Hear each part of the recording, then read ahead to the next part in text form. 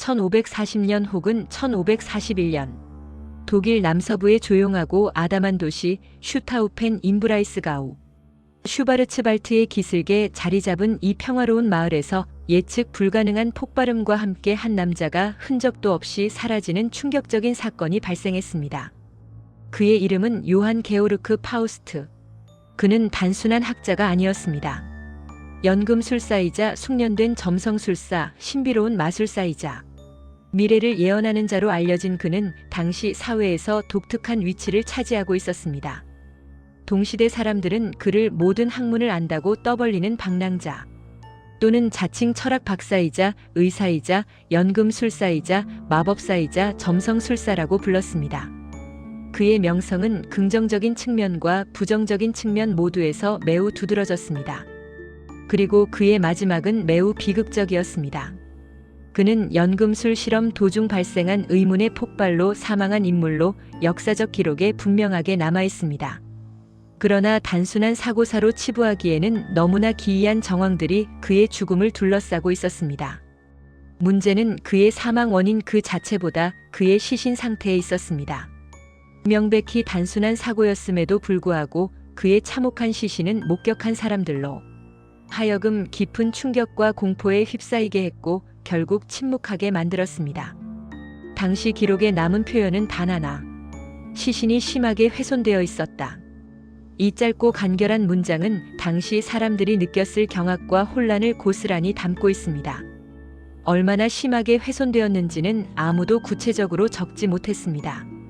아마도 그 참상을 언어로 표현하는 것 자체가 불가능했을 것입니다. 다만 사람들은 이렇게 웅성거렸습니다. 사람의 형상이 아니었다. 이 말 한마디는 그의 죽음이 단순한 폭발 사고를 넘어선 어떤 초자연적이거나 끔찍한 일의 결과라는 암시를 강하게 풍겼습니다. 이는 당시 사람들의 인식과 공포를 엿볼 수 있는 중요한 단서가 됩니다. 16세기 유럽에서 연금술은 현대 과학과는 근본적으로 다른 영역에 속했습니다. 오늘날 우리가 아는 과학적인 방법론이나 엄격한 안전 규정 같은 것은 존재하지 않았습니다. 당시 연금술사들은 금속을 변환하고 불로장생의 약을 만들고 미지의 원리를 탐구한다는 원대한 목표 아래 위험천만한 실험들을 감행했습니다. 황, 수은, 질산, 에탄올 같은 물질들은 오늘날이라면 특수 보호 장비 없이는 접근조차 금지될 만큼 유독하고 위험한 것들이었습니다. 하지만 당시의 연금술사들은 이러한 위험한 화학 물질들을 밀폐된 공간인 실험실에서 아무런 안전 장치 없이 직접 가열하고 섞고 반응시키며 미지의 결과물을 기대했습니다. 이러한 무모한 시도 속에서 폭발 사고는 드문 일이 아니었으며 실험 과정에서 목숨을 잃은 연금술사 또한 적지 않았습니다. 따라서 파우스트의 죽음은 사실관계만을 놓고 보면 충분히 설명 가능한 사고사였습니다. 지극히 현실적이고 어쩌면 당시의 연금술사들 사이에서는 비일비재하게 일어날 수 있는 평범한 죽음이었을지도 모릅니다.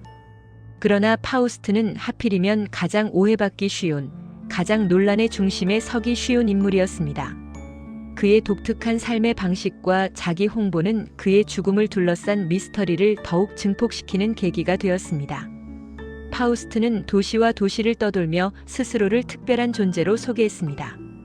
나는 점성술사이며 연금술사이며 보이지 않는 세계를 아는 자다. 그의 이러한 자기소개는 당시 사회에 큰 파장을 불러왔습니다. 중세와 근세의 경계에 있던 사회에서 이러한 주장은 종교적 권위와 과학적 사고가 충돌하는 지점에 있었습니다.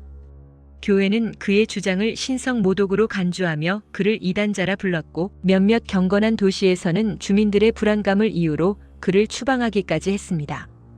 누군가는 그의 번지르르한 말솜씨와 허풍을 꿰뚫어보고 그를 단순한 사기꾼이라 비난했습니다. 그러나 또 다른 이들은 그를 이해할 수 없는 존재, 즉 악마와 거래하여 금지된 지식을 얻은 자라고 수군거렸습니다. 이러한 악명은 그의 죽음이 일반적인 사고로 받아들여지지 않고 초자연적인 힘과 연결될 것이라는 예측 가능한 배경을 제공했습니다. 그리고 바로 그런 남자가 모두가 기피하고 두려워하던 실험실에서 형체를 알아보기 힘들 정도로 산산조각난 시신으로 발견됩니다. 이 순간부터 파우스트의 이야기는 단순한 사고사를 넘어 전설의 영역으로 진입하게 됩니다. 사람들의 상상력은 통제 불능의 상태로 폭주하기 시작했고 현실을 초월하는 기이한 이야기들이 마치 사실인 양 빠르게 퍼져나갔습니다. 단순한 사고사는 더 이상 단순한 사고사로 받아들여지지 않았습니다. 오히려 그 사건은 신의 징벌이거나 악마의 개입으로 해석될 여지가 충분한 비극적인 결말처럼 여겨졌습니다. 이러한 분위기는 파우스트에 대한 기존의 부정적인 인식과 결합하여 그의 죽음에 대한 미스터리한 서사를 만들어내는 강력한 동기가 되었습니다. 그의 사망 후 시간이 흐르면서 소문은 더욱 부풀려지고 이야기는 더욱 극적으로 변모했습니다. 1548년 저명한 신학자 요한 가스트는 그의 저서에서 파우스트의 죽음에 대해 이렇게 기록했습니다. 그의 시신은 이상한 방향으로 뒤집혀 있었고 여러 번 자세를 바꿔도 얼굴은 계속 땅을 향했다. 이 기록은 당시 사람들이 파우스트의 시신을 발견했을 때 느꼈던 기이함과 공포를 생생하게 증언하는 듯 했습니다. 이 기록을 접한 사람들은 더욱 확신에 차서 말했습니다. 악마가 그의 영혼을 데려가며 육체를 끔찍하게 망가뜨렸다. 마치 신성 모독에 대한 불가피하고 끔찍한 형벌처럼 여겨지기 시작한 것입니다. 이는 당시 사람들의 종교적 신념과 미신이 결합되어 만들어낸 비극적인 해석이었습니다. 그러나 여기서 중요한 점은 이 기록이 파우스트가 사망한 지 무려 78년이나 지난 뒤에 쓰인 글이라는 것입니다. 이미 그 사이 수많은 소문이 소문을 낳고 이야기가 이야기에 살을 붙이며 본래의 사실과는 거리가 멀어진 채 재생산되던 시점이었습니다. 시간이 흐르면서 사람들의 기억은 왜곡되고 자신들이 믿고 싶은 대로 사건을 재구성하기 시작했던 것입니다. 여기서 간과할 수 없는 중요한 사실 하나는 파우스트가 생전에 악마를 불러내거나 그와 계약을 했다는 명확하고 구체적인 증거는 어디에도 없었다는 점입니다. 악마와의 계약, 사탄의 개입, 24년 동안의 영혼 거래, 그리고 악마 메피스토펠레스의 등장.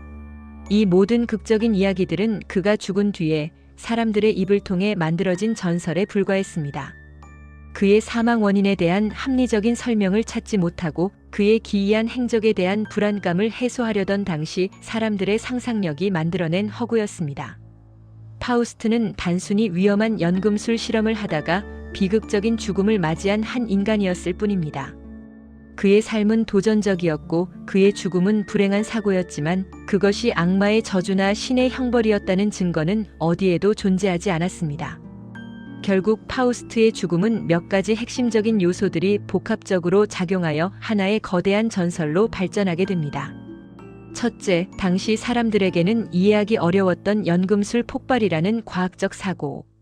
둘째, 심하게 훼손되어 사람의 형상을 알아보기도 힘들었던 시신의 참혹함. 셋째, 그리고 이미 생전부터 악명이 높아 사람들의 의심과 비난을 한몸에 받았던 파우스트라는 인물. 이 세 가지 요소가 기묘하게 겹치면서 사람들은 합리적이고 현실적인 설명보다는 훨씬 더 그럴듯하고 자극적인 설명을 선택하게 되었습니다. 사고라는 냉정한 사실은 당시 사람들에게 공포와 불안감을 안겨주었지만 형벌이라는 종교적이고 도덕적인 해석은 그들에게 일종의 안도감과 질서의 회복을 가져다 주었기 때문입니다. 즉, 사건을 신의 징벌이나 악마의 개입으로 설명함으로써 세상의 질서를 재확인하고 미지의 것에 대한 두려움을 통제하려 했던 것입니다. 이러한 현상은 단순히 파우스트 개인의 비극을 넘어 하나의 거대한 질문을 사회 전체에 던졌습니다. 금지된 지식을 탐하고 신의 영역에 도전하려 했던 인간은 과연 어디까지 용서받을 수 있는가? 이 질문은 시대와 세대를 거쳐 수많은 예술가와 사상가들에게 영감을 주었습니다. 파우스트의 이야기는 구전으로 전해지다가 인쇄술의 발달과 함께 소책자로 출판되었고 이는 다시 연극 무대 위에서 각색되어 대중들에게 널리 알려졌습니다. 중세시대의 도덕극 형식과 결합하여 인간의 욕망과 구원에 대한 메시지를 전달하는 중요한 문학적 소재가 되었습니다. 그리고 마침내 독일 문학의 최고 걸작 중 하나인 요한 볼프강 폰 괴테의 파우스트로 굳어지면서 불멸의 고전이 됩니다. 괴테의 작품 속에서 파우스트는 단순한 연금술사를 넘어 지식과 쾌락, 사랑과 권력을 갈구하며 영혼을 악마에게 파는 비극적인 영웅으로 재탄생합니다. 그는 이상을 추구하는 인간의 모습과 유혹에 빠지는 나약한 인간의 모습을 동시에 보여주며 인류의 보편적인 질문을 제기합니다. 그래서 우리는 오늘도 파우스트를 다양한 방식으로 기억하고 있습니다. 한편으로는 위험한 실험으로 폭발하여 비극적인 죽음을 맞이한 연금술사로 기억합니다. 다른 한편으로는 사탄과 계약하여 인간의 끝없는 욕망과 지식에 대한 탐구를 상징하는 남자로 기억합니다. 이 두 가지 이미지는 상충하는 듯 보이지만 실제로는 그의 죽음이라는 사건 위에 덧씌워진 시대의 정신과 인간의 상상력을 보여주는 증거입니다. 하지만 역사적 기록이 우리에게 말하는 것은 매우 단순하고 명확합니다. 그는 그저 위험한 연금술 실험을 하다가 불행한 사고로 죽음을 맞이한 한 인간이었을 뿐입니다. 그리고 그의 비극적인 죽음 위에 당시 사람들의 미신적인 공포와 무한한 상상력이 덧씌워지면서 하나의 거대한 전설이 탄생하게 된 것입니다. 실화는 여기까지입니다. 이후의 이야기는 모두 인간이 만들어낸 인간의 상상력과 욕망이 투영된 전설입니다. 수많은 세월이 흐른 지금 우리는 그의 이야기가 가진 진정한 의미를 다시 한번 깊이 생각해 볼 필요가 있습니다. 과연 파우스트의 마지막 실험은 단순한 기술적인 실패였을까요? 아니면 당시의 사회와 과학기술 수준이 감당하기에는 너무나 앞서 나간 지식의 탐구였을까요? 어쩌면 그의 죽음은 미지의 영역에 도전하는 인간의 숙명적인 위험과 그로 인해 발생하는 오해와 전설의 시작을 상징하는 것일지도 모릅니다. 그의 이야기는 단순한 연금술사의 죽음이 아니라 지식에 대한 인간의 끝없는 갈망과 그 갈망이 때로는 비극적인 그림자를 드리우기도 한다는 점을 보여주는 거울과도 같습니다. 우리는 파우스트의 이야기를 통해 무엇을 배우고 무엇을 기억해야 할까요? 그의 죽음은 단순한 개인의 불운한 사고였을까요? 아니면 시대를 초월하여 인간 본연의 질문을 담고 있는 심오한 사건이었을까요? 지금 이 순간에도 파우스트의 이야기는 우리에게 깊은 철학적 질문과 생각할 거리를 던져주고 있습니다. 그의 마지막 실험이 정말 실패였는지 혹은 세상이 아직 준비되지 않았던 지식의 문을 연 것이었는지에 대한 답은 여전히 우리 각자의 해석에 달려 있습니다.